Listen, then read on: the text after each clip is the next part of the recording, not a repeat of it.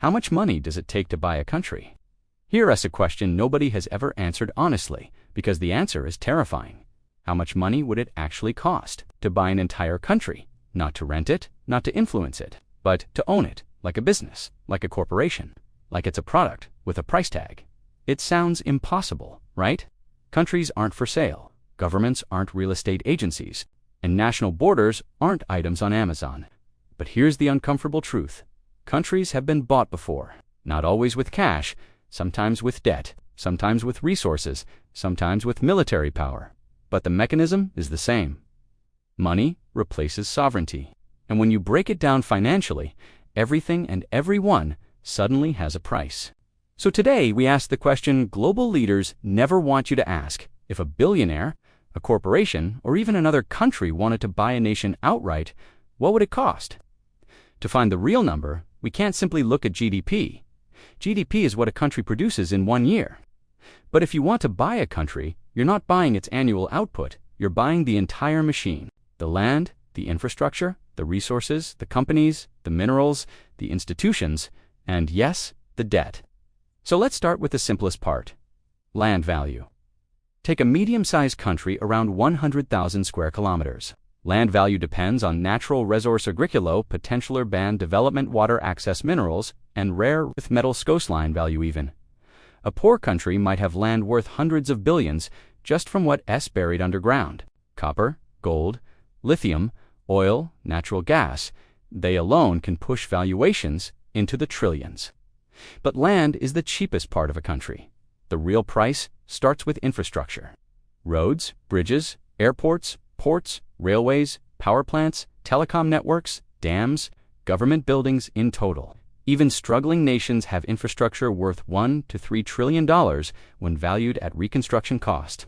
Developed countries, 5 to 15 trillion, and that's just physical structures.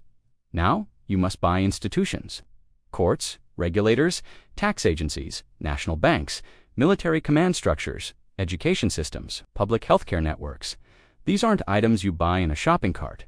These are the core systems that make a country function.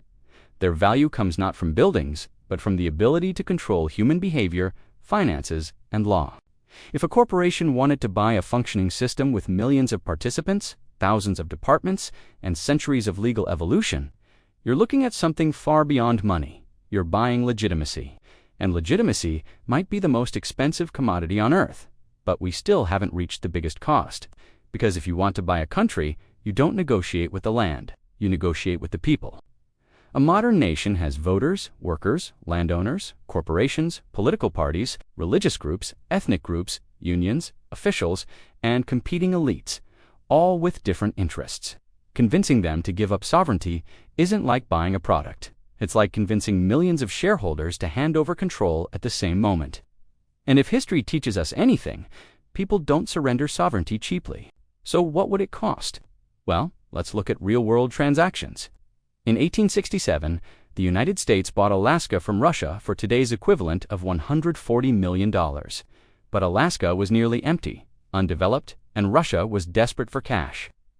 In 1917, the U.S. bought the Virgin Islands from Denmark, around $1.2 billion in today's money. Today, even tiny remote islands with a few thousand residents regularly sell for $5 to $10 billion when they transition into new ownership structures.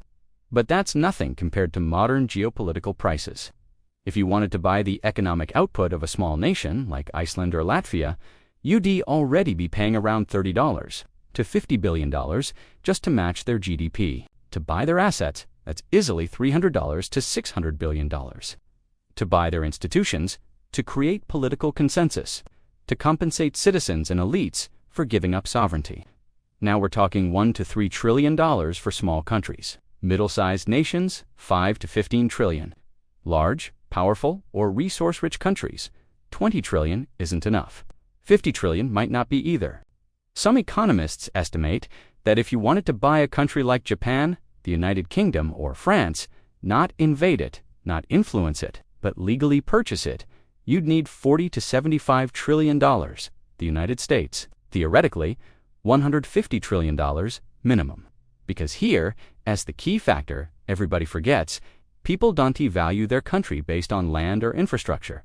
They value it based on identity, and identity has infinite demand and zero supply. So if a billionaire or even a trillionaire offered to buy a country outright, here's what would happen. First, every citizen would ask, what number makes giving up my passport worth it? One person might say $10,000. Another might demand $1 million.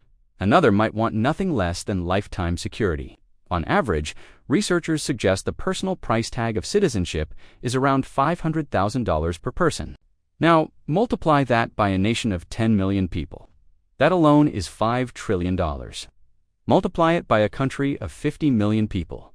$25 trillion, and for the largest countries, the number becomes so large it stops being finance and becomes pure imagination. But here's the twist. Countries are bought today, just not all at once.